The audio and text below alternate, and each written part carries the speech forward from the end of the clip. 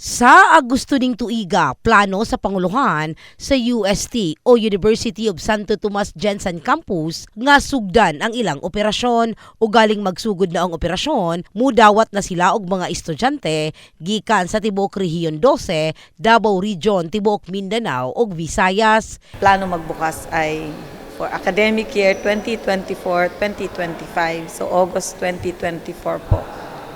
So yan yun. Opo. Oo. Pero magiging limitado pa muna tayo. Opo, mga konti lang po muna ang ating programang i-offer dito sa unang taon.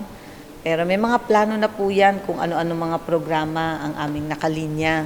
Sa bahin ni Maribel, naglaom sila nga muabli na ang branch sa UST sa Jensen tungod mas duo lang sa Coronadal City, asa sila nagpuyo tandi kung muadto po og Manila ang ilang estudyante.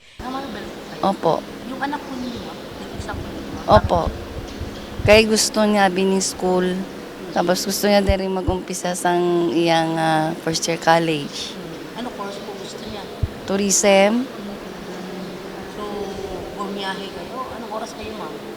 Umalis kami ng Marbel alas 5. Samtang giklaro nino nato nga entrance exam ang gipahigayon karon sa UST Jensen Campus alang sa UST Campus sa Manila alang sa school year 2024-2025.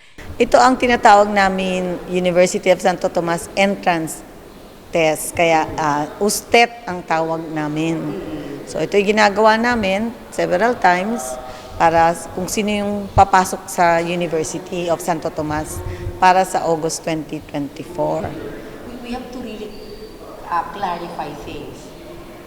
Itong mga nag-i-exam dito, saan ba papasok? Sa Jensen Campus ba o sa Maynila sila if ever makapasok? Itong ginaganap namin ngayon ay entrance exam para sa Manila.